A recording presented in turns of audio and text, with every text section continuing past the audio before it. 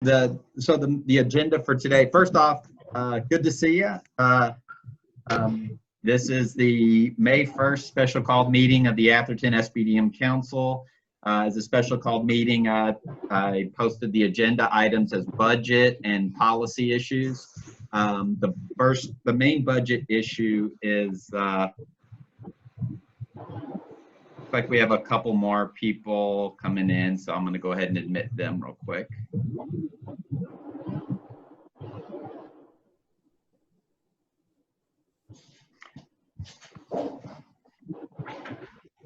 The first budget issue is talking about what's our current flexible focus funds, our general fund, and then we have to approve rollover. In other words, if we don't, I guess in this case, rather than signing off, if we don't all endorse it, the district keeps the money. We have to say this is how much we have or projected to have, and this is what we want to keep it for next year. So I will go ahead and screen share what that form is that I've sent.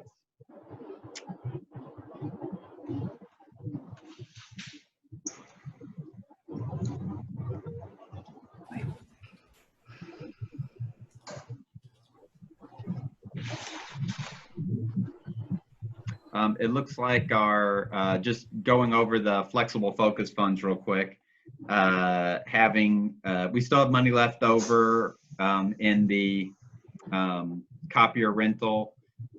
Scrolling down here. Saving some cash on that. What's that? We're saving some cash on that right now. Yeah. Sorry, I have no idea what just happened there. Give me a sec. You clicked something. I did. If you need to move the box of people over, you can put it like down at the bottom or the top or the other side. To get it away. Yeah. Do you all actually see the box of people? Mm-hmm. Oh, Yes, really? God. Okay. That's on our screen though. Ms. Sharp, I'm going to go ahead and let me go ahead and find you in there, and I'll unmute you in case we have questions related to budget. Ms. Sharp is our ordering and receiving clerk who manages our XF accounts. Trying to find you. There you are. All right.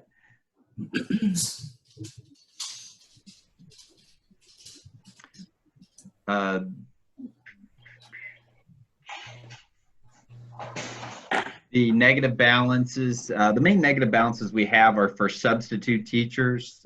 We have a couple different accounts.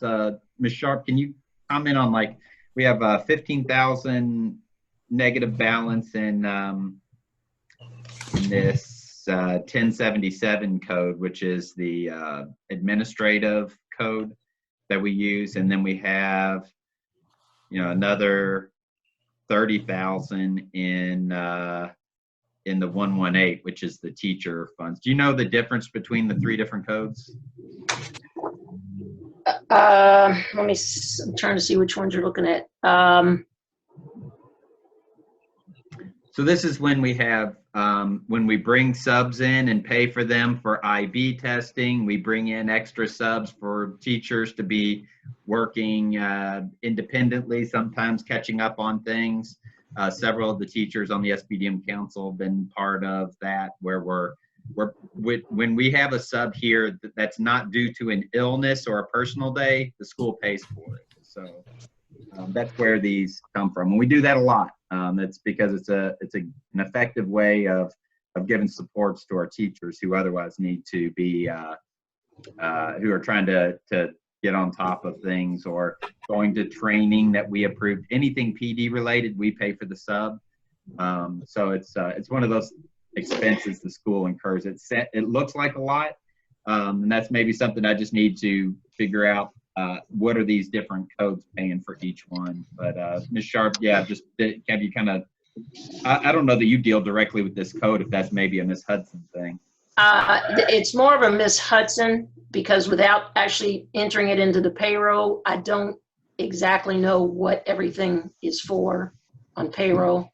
Okay, Ms. Hudson, and it's not, I mean, could you just generally, I just unmuted you. Could you just generally speak on what these different codes are being used for? Yes, sir. The 018-1118, the one that's 14,000 in the hole, that's the one that we were paying our people that do extra in the building, the ones that we're not paying right now. It's, Like covering classes? no, this is for IB. This is for teachers that don't have a planning period. That's what that 14,000 one is. Now I'm looking for the other one. Oh, I got you. So that's for the extra hour of pay for teachers who are working above and beyond in their job responsibilities, right? Yeah. Okay. And the second one, the one that's $15,760.97. That's one of the things we pay out of that one is Mr. Downs. Gotcha. Okay, that makes sense. And then the other code, that 1077 code, is for the substitutes, right? Yes, that sir. come in the building. Okay. Yes, sir. Yeah, sorry. That's why I asked Michelle and Teresa to be here. Or I'm glad Ms. Hudson jumped on board because I was telling Michelle Sharp earlier, it's like, my brain's not really spinning on normally where I have all my little notes and stuff. So I need to remember what each of those different things for. So one of those codes are for subs that we bring in the building for to provide release time for teachers for one reason or another. Another code was paying for teachers who are doing extra duties, the overage. And then another code is for Mr. Downs, our STC, who we all rely very heavily on. So that's where all those numbers come from. That makes a lot more sense to me. And that's very, these numbers are very commensurate with what we've experienced in the past. Which brings us to kind of kind of like when you're in your checking account, you're just seeing what's at the very bottom. We still have some positive balances in the general supply. That's kind of like your pool of money that you move where needed. But highlighted here at the very bottom, the 2020 availables, what we actually have in that digital money.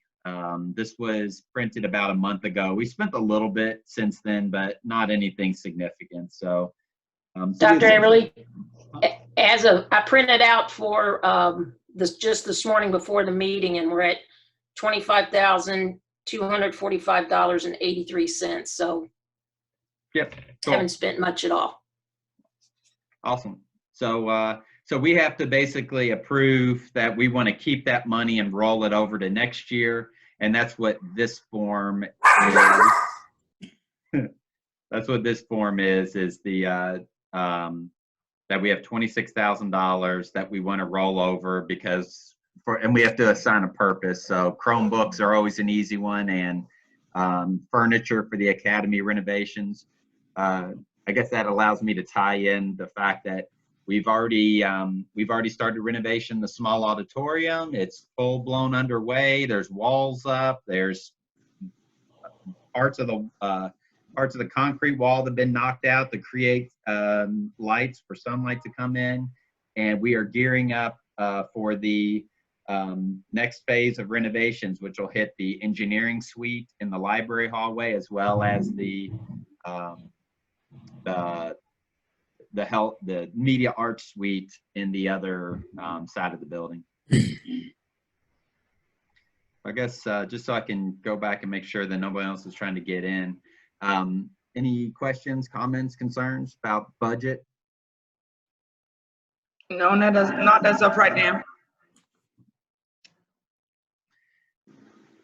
Do we need to approve? Yeah, we need to get a motion and a seconded for. I motion. Wait a minute, let me make sure I know, officially say what we're motioning for. I need a motion that we want to approve the rollover request form, taking our remaining balance of this year's general fund and project it to next year for the indicated purposes. Motion to approve? And a second. I second it. Does anybody have any wish to speak on it further or to counter the motion? Do we have consensus then? Thumbs up. Awesome, thank you.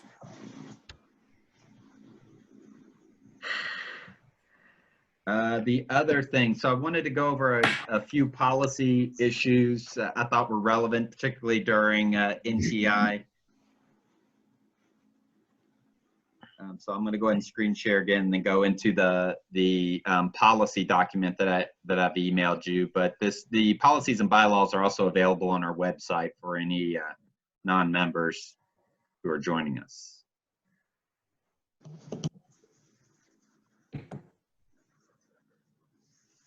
So I first wanted to just point out that there we go. The terms of office for our SBDM members run through August 31st of every year or upon graduation of a parent's child. Do we have any parent members whose kids are graduating and they don't have another one in the building? Everybody's going to be here next year? Okay, sorry, I had to move my screen and see. I think mine and Shannon's ends August 31st. So okay, we They would have to have elect to us be. again. Yeah. What's that? They have to elect us again. Yeah. So I'll be bringing it up with the PTSO. I'll be Why are you bringing it up with, laughing, Mike? yeah, I'll be bringing it up with the PTSO at the next PTSO meeting. That they'll need to come up with a process for conducting elections in the fall, assuming we return. If not, if we don't, if we are somehow delayed in returning for some reason, then we will have to come up with an alternate process in order to meet those expectations. Ms. Lisa? I was Autumn Mosier's replacement, and I started in like January, and like this is the end of like my second year, but it's only been like a year and a half, so I don't know. Doesn't matter. Yeah, so you, everyone who's, and I don't have the agenda, I could grab it back there, that you, if you don't know when your term ends, but terms always go for, terms are not by a person, they're by an opening. So if you filled an opening, that term would end on August 31st. Yeah. Any other questions on bylaw stuff? Okay. Then the other thing, I was trying to scroll through here to find the our grading policy.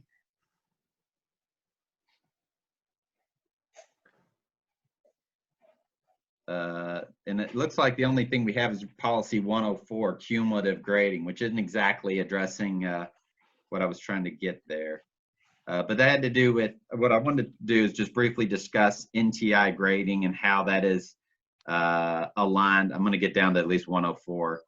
I know there's something in here about SPP&G. I'm kind of, somebody could find which policy exactly we're talking about. That would help. I will look. Yeah, thank you. I think this is it, is policy 104, because all other grading, that's it. It's there it is. It's the second sentence. Okay. All other grading procedures will follow the SPP&G for high schools.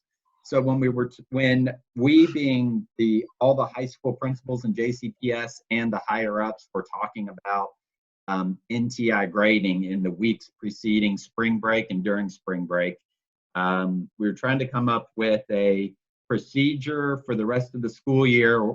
Ultimately, what we were preparing for would be the potential for the rest of the school year, and that's what it became, on a grading procedure that would still be aligned with SPP&G as far as assigning grades, but also flexible to the pandemic situation that we're dealing with. So that's why the decision was made that the grades that were assigned as of March 13th should have and were aligned with SPP&G, because that's the way a teacher's grading structure was set. So the grade as of March 13th for assignments that were due on or before March 13th the final grade could not be lower than that. It could be that grade or higher. So that's where that the kind of that protective clause is, that the final grade when it was assigned would not be any lower than March 13th. And that was a way of doing no harm to a student's grade based on this experience. So the thing we talked about though was we can't just have kids checking out like, oh, my grades, I got an A on March 13th, I'm done, right? That's not going to help them academically. It's not going to prepare them for next school year. It's not going to keep them engaged in learning throughout the rest of this school year. So the district decision and support and kind of the collective commitment we had was that students had to satisfactorily participate and engage in their learning in these classes before the credit is assigned.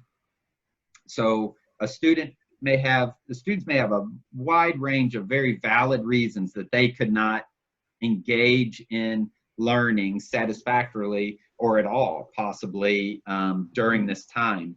So their grade's not going to be hurt. They're just not going to get it. They're not going to get that grade until they finish. So if they can finish in the spring, they'll get it on the end of the school year on May 27th.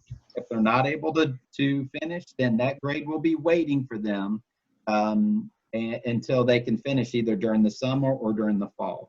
Now, what does that finishing, for those who can't finish, what does that look like? That's going to be something that we'll be engaging in discussions with teachers. We're working at a district level on that as well among the principals. So, you know, I don't have an answer to roll it out to you today of this is exactly how it's all going to happen. But I can tell you that we've started the process of, and I'm going to stop sharing for a second. We've started the process of communicating with teachers that if a student is potentially going to receive an incomplete, we need to start providing documentation of that, notification to the parents. We're centralizing that through Mr. Jones and the administration in order to get emails and contacts and snail mail letters sent out saying, these are our concerns about you not getting that credit. You're not satisfactorily engaging in completing tasks prior to the end of the school year, and you're at risk of receiving an incomplete. And this is what it'll mean. You're not going to get that credit on your transcript until you do complete. So we're hoping that with early enough notification next week that there will be time for students who've either struggled with it for a valid reason or an invalid reason to get back engaged, involved, and completing before the end of the school year. And then that's the logic behind everything. And I think when you look at it from an SPP&G standpoint and our own current grading policy, which is basically saying we're aligned with SPP&G, that it's still a valid process for assigning grades, just like we would traditionally. Teachers still have the flexibility as they have traditionally in order to make final determinations on, you know, how to support a student and or if they have a concern about a student not meeting mastery concepts. So, Ms. I have two questions. So if you have a question, if you'd raise your hand, I'll call on y'all one at a time. Ms. Lucier? So if a student isn't participating and then they go to like Plan B, can their grade be higher after they complete whatever Plan B is, or are they just going to receive their March 13th grade?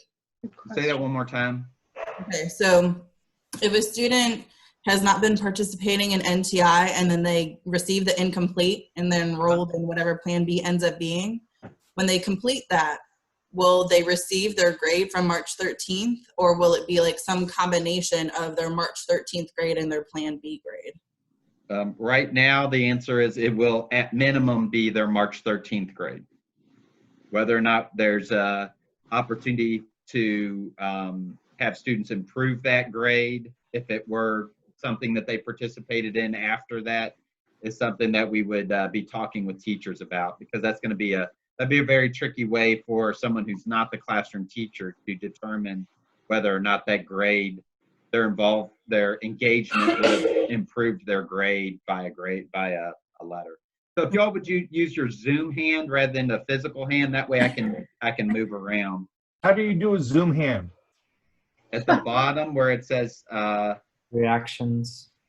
reactions, okay. I You only can have a do- clap or a thumbs up. You go under where it says participants, click Uh-huh. on participants, click next to your name, hover Oh. over it where it says more, Uh-huh.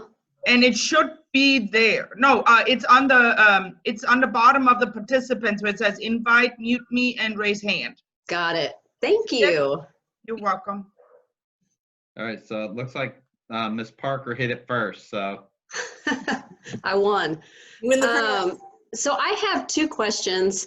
One would be, what does this look like for seniors that, you know, I'm just curious if you have a senior who's obviously not going to satisfactorily meet a class or two. What does that look like, that process look like for them? And then second, who determines what's satisfactory ultimately? So the answer to both of that is the teacher.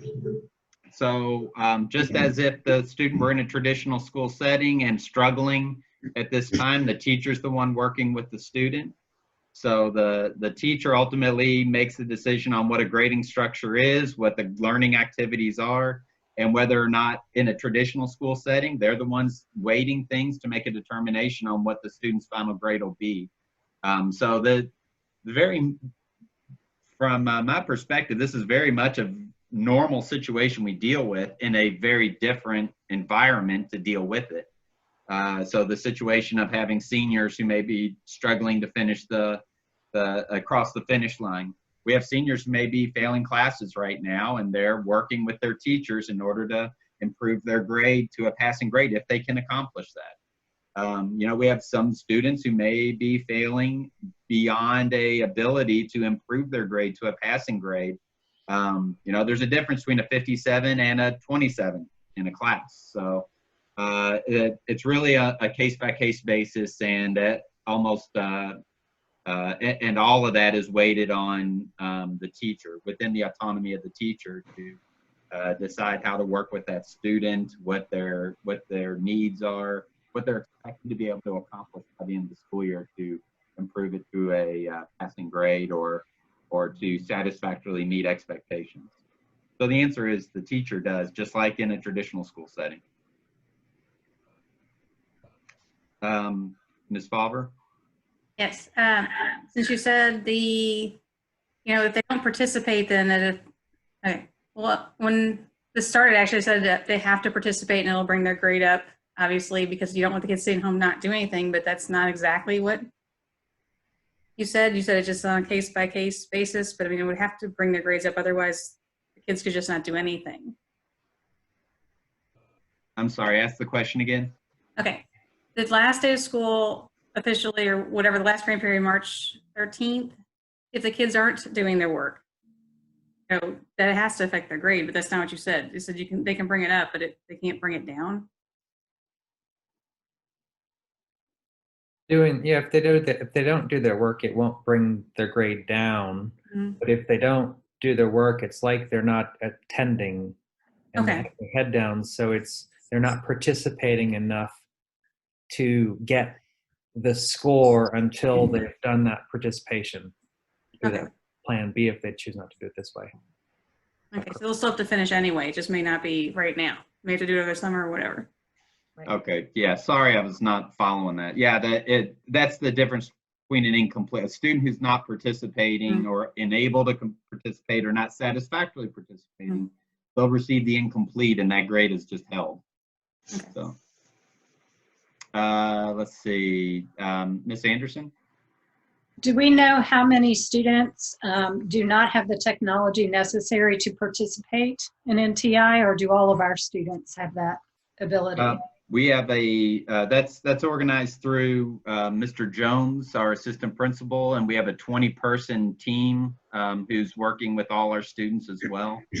So we know who they are, which students are struggling with technology issues and using packets and that kind of stuff. I can Okay. tell you our numbers are fairly small. We had a lot more students request technology who didn't get it, but that doesn't necessarily mean that they don't have access. They were asking for a Chromebook because they were using a cell phone, right? So, and the district determined who was eligible for those technology allocations. But we found we're having very few students who are actually having who are limited in completing NTI because of technology. And those students that we have who are working on the district packets in lieu of the technology work, that's all being organized by administrators and an NTI support team. Great. Mr. Stutz? I think you might have answered this, but in Mr. Jones's email this morning, it was not clear. I have a senior that I have had no contact with at all.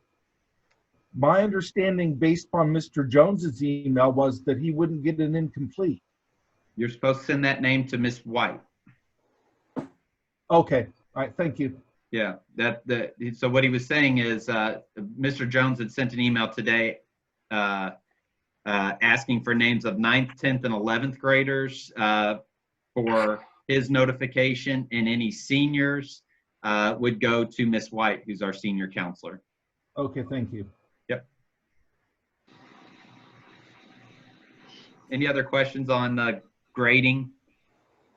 I just felt like it was necessary to kind of have that as an SBDM discussion on the logic behind what the district approved and how the school is, how we're doing our best to implement this. But I guess what I've argued for to support is the fact that teachers have always had this autonomy to decide how grades are weighted and what mastery looks like and what activities are aligned to that. Granted that this is, we want to create procedures that don't allow students to be harmed by this new environment. But it's, in my mind, it's just a matter of having those conversations with everyone to make sure we're all on the same page with regarding grading expectations. And I can tell you that, every teacher has either an assistant principal or the academic instructional coach who's made contact with them, right, teachers? I mean, you all are validating what I've said. They should have spoken with you about your grading procedure to make sure that we're all on the same page. They should be communicating with you about, making sure that you know what the procedure is for letting us know if a student is not making weekly participation contact and on a weekly basis. And then now on a bi-weekly basis, every other week, we'll be collecting information on students who are not making satisfactory academic progress. So, I feel like we have a pretty darn good system in place, considering that we've been doing all of this virtually and organizing it under duress of sorts. I'm very, I have to admit, I'm very impressed by the districts, the way they've approached it and supported it.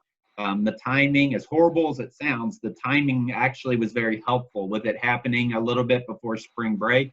It gave us those 3 weeks to really kind of, from a district level, figure out, what will schools need and what will kids need and how are we going to make that happen, so that when after spring break hit, we were able to kind of hit the ground running.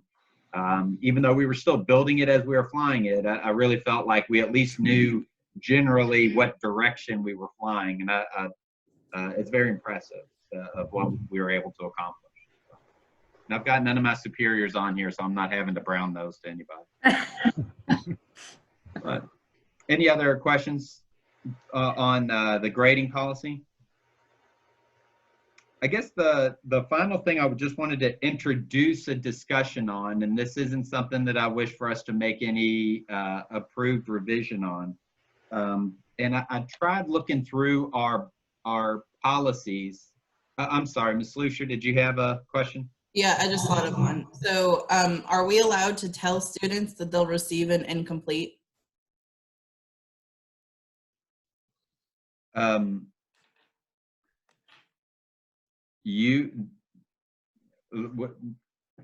So what you're asking, can a teacher tell a student you're getting an incomplete because you're not meeting expectations? Yeah, like I made like a document for like my new grading policy, and I posted it on my NTI thing. And in there, I wrote like a sentence about if you're not participating or engaging with the assignments, you'll be referred for the process of an incomplete.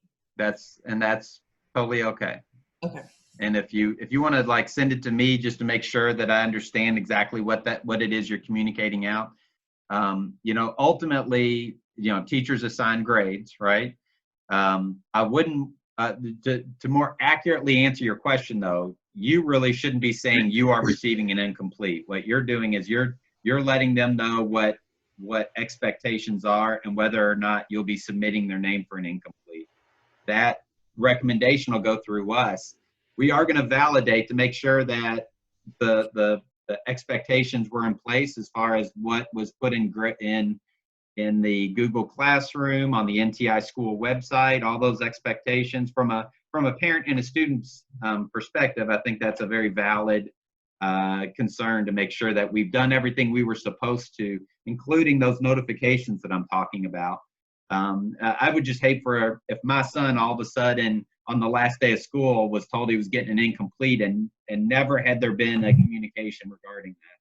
So we just want to make sure, just like we have a deficiency notice process all throughout the school year, we want to have a notification process as well. Okay. Yep. So the final policy discussion I wanted to have, I looked through it and I really didn't even see a policy on it. I think the closest it came had to do with our curriculum on like policy one. Give me just a second here.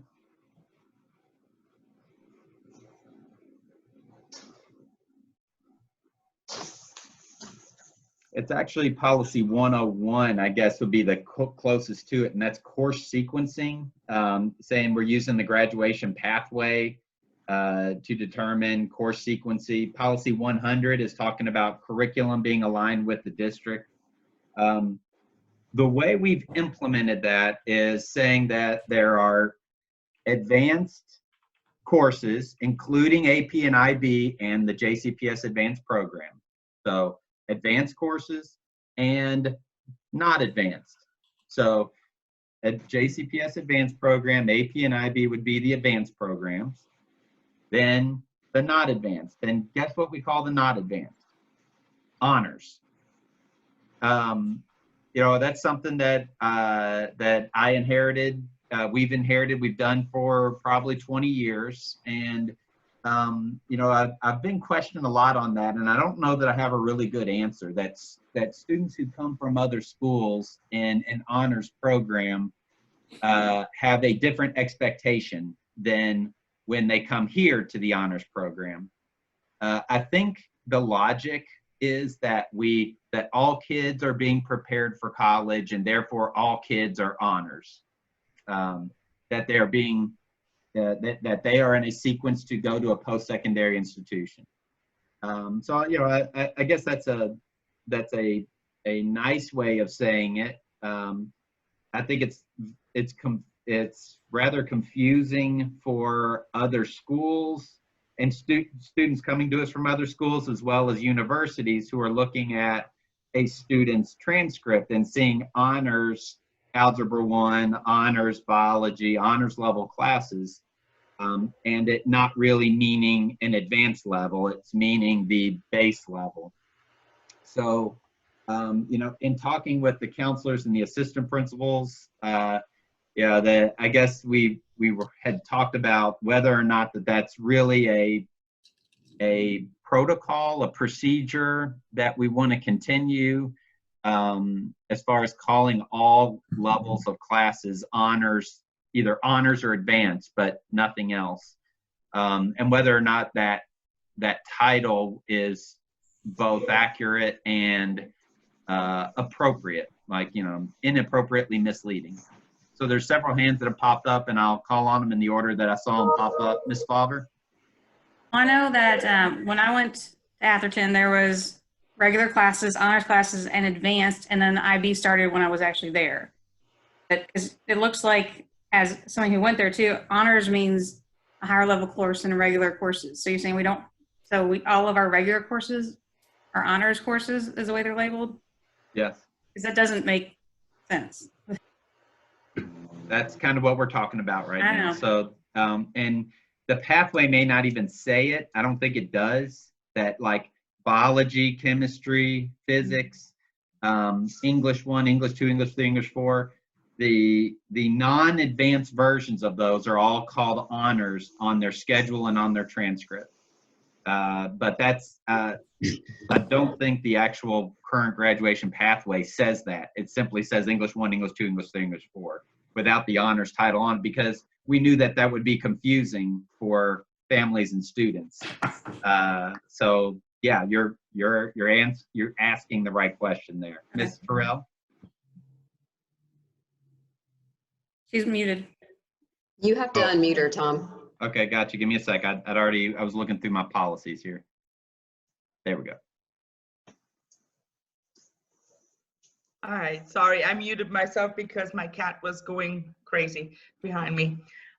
So we have that honors and advanced, right?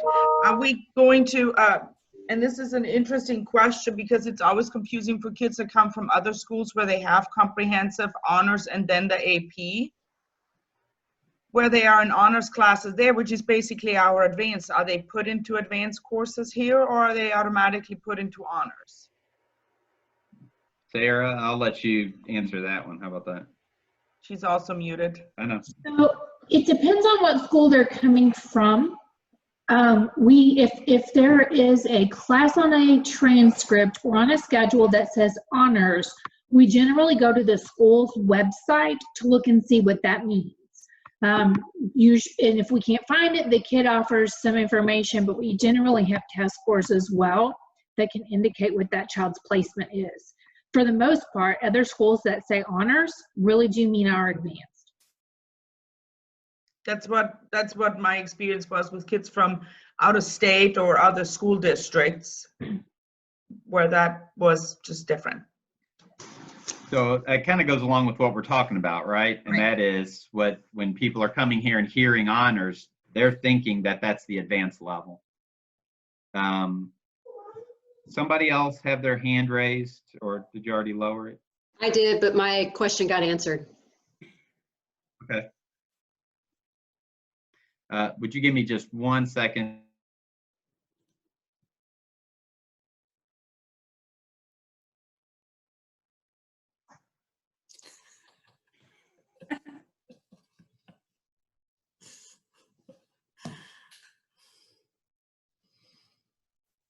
All right, sorry about that. So how about, we haven't really, this is something that kind of developed in February, March, in discussion among administrators and counselors, and kind of getting at this whole honors versus advanced and the accuracy of that. I'm interested in the teachers or in anybody's feedback on, do we think this is something we want to take a step further and get more input? What would that input look like? What would that procedure look like? Again, it's not necessarily even a policy issue unless we put it into policy, because it's, I tried to look around and this is just a procedure we've always done that didn't necessarily have more clarity to it. Ms. Lucier? So I think I'm in support of changing this. Have there been any proposals of like what to call our new, like, are we going to call it comprehensive? Are we just going to, like, I don't know. Is there a new term proposed yet? Ms. Uhl, what would a non-honors class, like what would it read on their transcript? It would just have the name of the class. So there would be no designation in front of it. So there wouldn't say honors or advanced. If it was biology, it would just say biology. Okay, So so like teachers would be like my biology class and my advanced biology class, like. Correct. Okay. And that's actually what our graduation pathway, that's how it reads, doesn't it? And that's how our program of schedule of classes reads as well, Ms. Ohl? I believe everything, I'm going to check right now. I believe everything just says like biology or advanced biology. Yeah, I don't see anything that has an honors designation. The course number is what determines whether or not it says that. Right. So, like in this case, in our current graduation pathway, this is what we're actually promoting in our pathway here. We're calling it the honors program versus the advanced program, but we're not showing honors classes, but we're putting the honors classes on their schedule and their transcript, right? Correct. And where students select the course numbers in the scheduling book, it does say honors. It does actually have that designation because that's what the course code we're using says, right? Correct. And that's what would be on their schedule because that's what the course code's name is. Okay. If we were to go this route, and I know Mike's got a question too, but if we were to go this route, how hard would it be? Like, what impact would this have from a structural standpoint? So if that were a decision that we made right now, every single course would have to be, and every single child would have to be moved over to that number. If we were going to do that while school is in session, what would happen is that every single kid would have to have a schedule change. So the less impact on students and teachers would be when we're creating the master schedule for the next year, we would need to create it with those new numbers so that kids are scheduling into those new numbers. Does that make sense? Yeah, but what about kids who are trying to complete an honors program then? Is that? So according to the honors program, they have to be in honors or higher classes. So the honors program would be, is there a difference between honors program and advanced program, JCPS advanced program? Yes, in order to get the advanced program sticker, they have to complete the advanced program test, fill out the paperwork for it, and be approved. So it's lots of those kids who didn't go through all of that process will get an honor sticker, even though they're taking advanced classes. And then the honors program, how's that different from a non-honors or non-advanced program?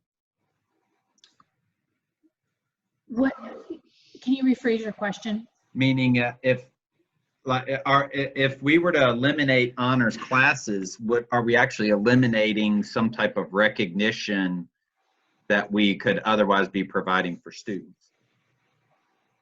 Potentially.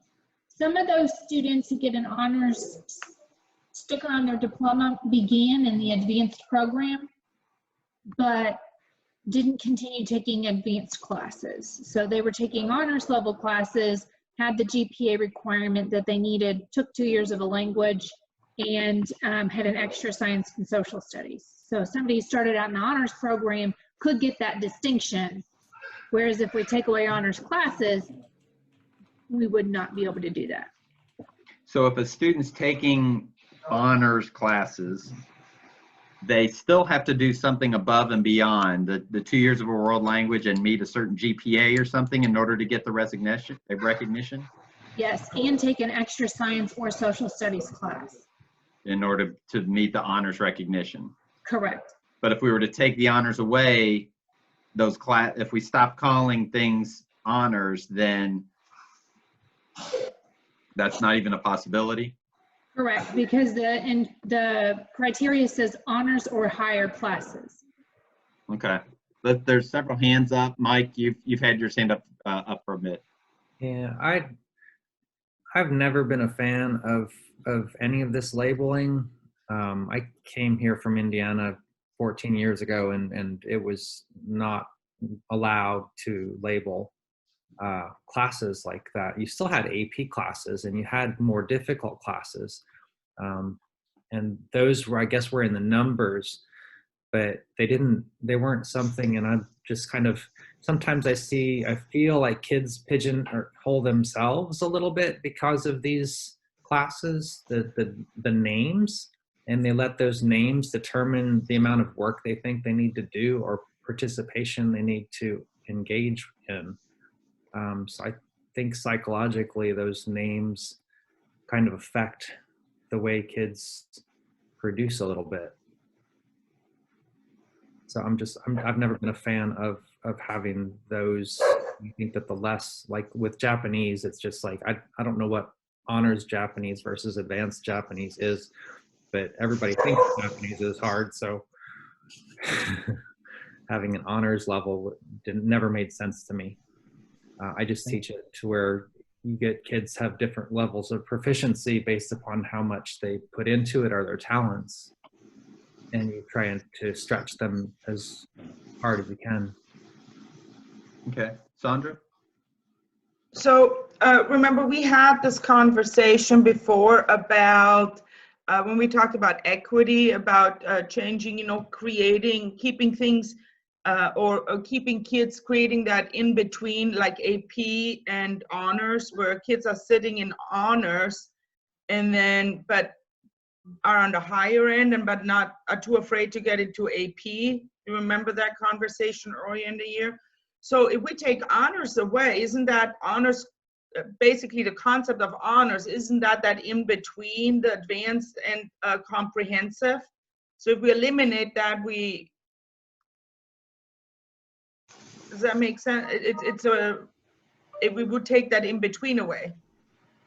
Actually, I think I would argue that we're not actually taking the in-between away. We've already taken away there.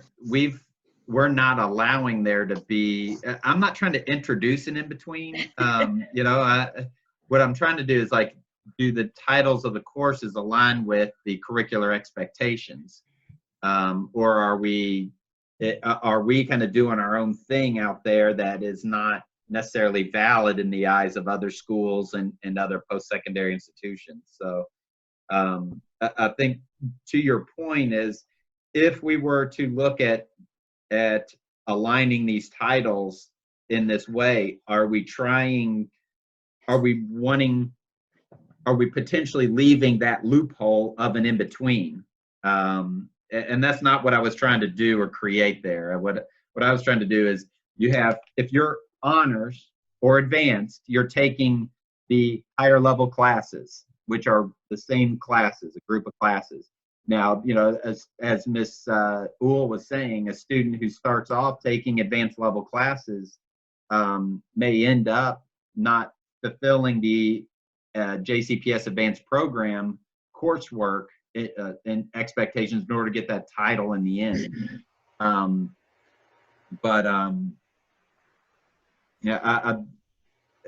think along with what you're trying to say is that I don't think we're trying to either eliminate or create a middle ground. I'm just trying to clarify what the actual courses are. Kim? So I had a thought that, so if let's say we do this and everyone next year, there's no more honors classes. So something that I think that I would be concerned about is on a transcript, if we have a kid who's going to be a junior next year, their freshman and sophomore year, they're in honors classes, and then all of a sudden they like drop down to like the basic level, when really they're completing the same coursework the whole time, but on their transcript it looks like they took a step down from honors to like a basic level course, and just how that might look on their transcript when they're applying. Yeah. Sarah, can you speak to that? Is this something that we would potentially want to grandfather in order to not to negatively reflect on the student from the perspective of the reviewing their transcript?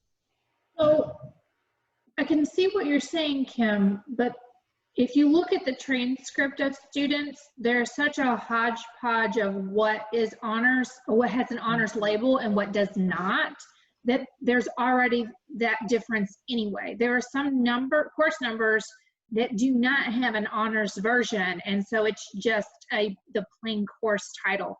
So you have that anyway. So if you looked at a child's transcript, it may look like a kid has challenged themselves to take an honors class, when really that's not the appropriate level, that they're sending a message that they've challenged themselves maybe more than what they have.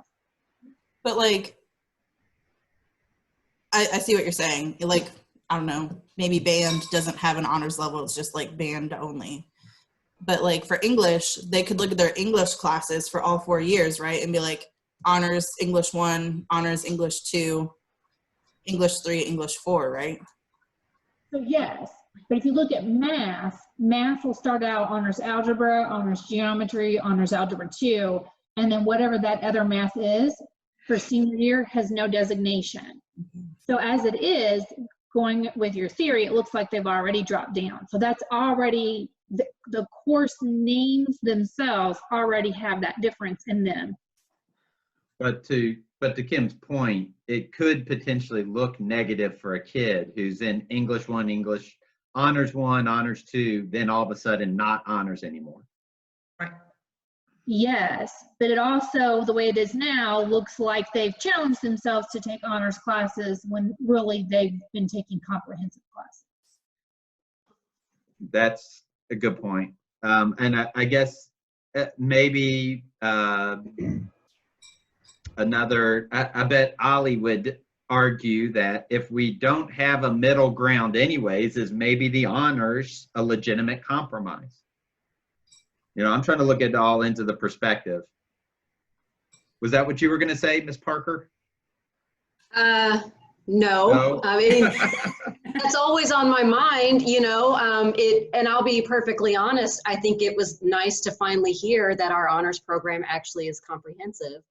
Because I do feel like at our last meeting, people kept dancing around that, when if they truly are comprehensive classes, we need to call them as such, because I think from the equity standpoint, and this is just me, as a parent, I feel like if I know that I'm sending my kid to a school that has comprehensive or advanced placement, I would actively try to advocate that our school have a middle ground so my child can move up.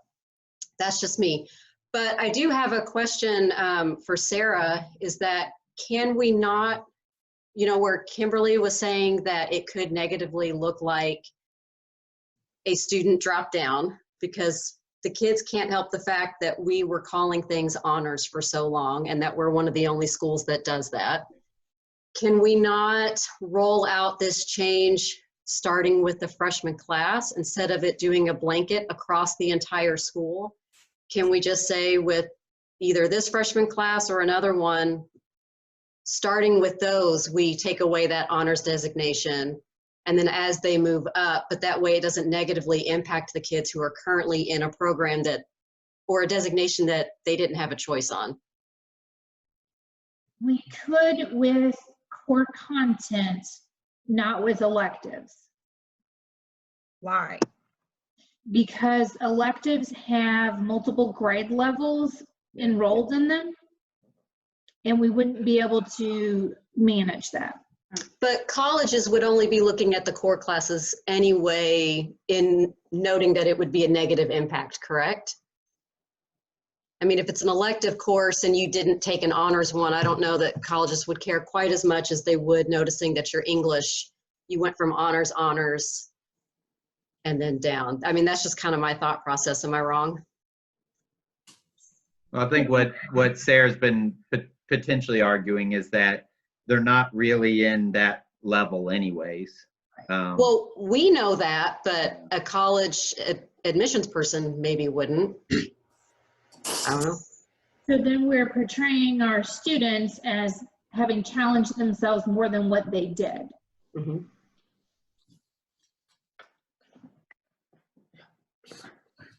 Sorry, I've had a couple hands that have been up for a while. Doug, I think yours was up next. Okay. Right now, there's an advanced geometry and an honors geometry. If we drop the honors designation, would advanced still continue to be called advanced, or would it now become an honors? No. So what we're talking about is eliminating the honors title and using Okay. advanced only. Okay, all right, thank you. Because those kids who are in honors geometry are kids who are struggling more with geometry, right? They're not the ones that are more advanced. They're the ones who are on grade level or below in that content. So that would be more accurately reflective as geometry, not honors geometry. So Okay. and just from a scheduling standpoint too, I don't want to create a tier of geometry, honors geometry, and then an advanced geometry. You know, that would really be, I think that would lead to a lot of inequity as well procedurally. So, Okay. Thanks, Doug. And then Ms. Anderson? So I'm taking from Sarah's comments that the district has course numbers designated for each level of course. So you have comprehensive, honors, and advanced. And those course numbers align with that. Wait Would a it minute. not also be? Sarah, is it actually called comprehensive, or are we just using that term freely? You're just using that term. There's no labeling on what we are calling comprehensive. So basic, so level 1, honors, and then. Yes, that's, yeah. So is there not a rubric attached to those levels that you have to meet in order to qualify for honors or advanced in the course materials and what you're accomplishing in that course? It seems to me if there's going to be levels, there would be a rubric that would be required to meet those levels in those courses. So I think there's two ways to answer that. Number one, is there a district curriculum rubric? Teachers, like I guess Kim, do you have any curricular direction on honors versus advanced versus non-honors biology? So I'm gonna tell a really short story. So I started teaching like after school had already started, like on the 3rd day of school. And I asked my principal, how do I know what to do for comprehensive versus honors? And he just said, it's up to you. And I generally, treat my comprehensive students that they do most of the same work as my advanced students. I hold them to that same standard that I do my advanced students. But when I'm in class, the way I explain things is maybe different, and I spend more time going over things, or they maybe take an extra day or two, or we scale back a little bit on like some of the higher level stuff that the advanced kids would be more equipped to handle because of what they've completed already in terms of their math skills. But I've never received anything official as to this is advanced, this is honors, this is comprehensive. We get a general list of topics basically and lesson plans to give, but it doesn't say that this is for comprehensive or this is for advanced. So I guess my point would be if our honors courses are being taught the same way that the comprehensive basic level courses are being taught at any other high school that does have 3 levels, we should not be calling it honors if it's not being taught at the honors level of another JCPS school that has 3 tiers. But No, I think what she's saying is there is no benchmarking for that. Right. That's why Yeah. we've gotten away with it, is because you get to do whatever you want. And Right. I think what we're trying to do is have a system in place that is more accurately reflective of what say college expectations are for a title of that nature. Yeah. I want to make sure, Mr. Collins, since you have your video on, I'm going to unmute you if you can come through, if you had any contribution on this as well. No, I mean, I don't. To me, it doesn't matter. Like, you just need to have advanced and not advanced, because if you're going to have honors and stuff like that, to me, it sounds like tracking. So I would get rid of that unless you're just really trying to just track students. Just have just have advanced and then just, not advanced. Right. Ms. Uhl, what does Exploring Civics say? like that. We never say honors exploring civics, do we? No. We don't It say sounds that. honored. That's the course number, and it just says exploring civics. But the course number is an honors number. Huh. Okay. So does it also say only exploring civics on the kids' schedule? It should say honors because the course number that we're using is an honors course number. There's another number that is not a course, advanced or honors.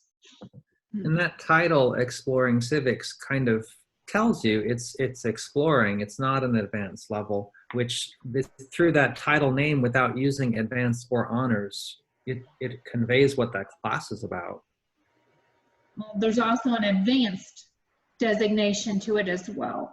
There is. Of course there is. Advanced explorers. Ms. Anderson, did you still have a question with your hand up? Oh, no, sorry, Albert. Well, I wanted to go ahead and answer. There was a second part to your question, and that is qualifications in order to get into the class. I think, you know, we've had that discussion over the last couple of years about removing, like, you have to have a certain grade or a certain academic background in order to get into higher level classes from an equity standpoint. So then I just want to make sure. I thought you asked a really good question. It was two-pronged. One had to do with, are we allowing students in there based on their academic background? And the other one was, what are teachers expecting from a curriculum standpoint, and where is that determined? And right now, I think that answer is each school's professional learning community decides what's happening in their classes at all levels, and that there's not necessarily a rubric that would say this is the curriculum for one level versus another. Thank you. Yep. Any other hands or comments or points of discussion on this? Do we, again, bringing back, like, I know we're just talking about this right now to kind of get the conversation started, but would it not make sense to kind of have this basically taken care of and defined for all of us before the end of the school year? Can I address that? Sure. So the ship has kind of sailed for the next school year. Students are already assigned into course numbers. We're already working on the master schedule. So we would have to, if we changed it for the next school year, need to reassign every single kid to a different course number. Oh, wow, yeah. So it would be more efficient if this were to change it before we begin scheduling with students next school year. Hey, Sarah, but what if we're talking about potentially grandfathering in, and I'm not saying we're heading down that route, I just want to explore. Once a kid's in a class, though, like once we lock the master schedule and kids are in classes, we can change that class title for a whole class, can't we? We would have to take, and I believe the way that it would work is that we could roster copy them all, but that would be every single section that we create. So it's basically a pain in the rear. Cool. But it's a lot. Well, we're looking to hire a new counselor anyways to help with Freshman Academy. I think that's a great birth by fire. How about this? We've reached over an hour, and I'll tell you, video conferencing over an hour for me, we all start losing focus. About half of you are checking your email right now. So I'm working. how about, can we have this as an agenda item for our next meeting, whenever that be, whatever that might be, and we'll continue the discussion so that, as well as what potential next steps might be in the way of, I feel like that there should be input as well as communication about why, if we do this shift, why we're changing something procedurally. But, you know, it took us a while to even talk through what is the difference in everything. So I think that would have to be articulated in some way for our staff and our parents and kids, so that whether or not it's next year or into the future, that we're making sure people understand what's being decided and why. So, would it make sense to poll the teachers about whether, you know, curriculum-wise for them, there's a difference between the honors and advanced? For them, well, I they think the answer to created. that would be yes, but the question is there a difference between honors and not honors? Right. How would you even ask that question? Right, okay. You know? So it's, we just got to be careful about, you know, what it is that we're asking of them, because it takes time to kind of process what the purpose is behind the discussion, you know? I don't want a teacher feel like that we're trying to, you know, remove something that, like, what I'm most worried about is that we're removing a potential recognition of students who are actually doing a higher level of work, and that we can't replace that with only advanced program classes. That's kind of what I want to make sure that we thoroughly think through, so that we're not accidentally harming a group of students who are really earning something more. It might be a good PLC topic agenda to push out. To talk about on the designation of honors. Yeah. Okay. To see how necessary it is for different departments, and how would it affect the various classes within those departments. Yeah, I agree. I don't know if that's necessarily, with everything that's going on in the world, I don't know that I want to go cracking that egg right now. Yeah. I think we got other things on our plate, but I think starting that discussion, putting it in the minutes now, that we want to be thinking more deeply about this, so that it is more accurate and appropriate, is a starting point. So. Well, hey, y'all, thank you so much. I don't really have a next special meet date set in mind. I don't know that there's anything happening that I need a SPDM approval on, like I needed for this budget one. This budget one is due May 15th, so I need to get that taken care of. But I'll let you know a week ahead of time. I appreciate you doing this in the morning. We had a full attendance. We haven't had full attendance in a very long time. That's just better for me too, before the day catches up with all kinds of things happening, you know, in this learning environment, work environment as well. So thank you so much. Thank you, Tom. Catch you next time. Bye. Bye.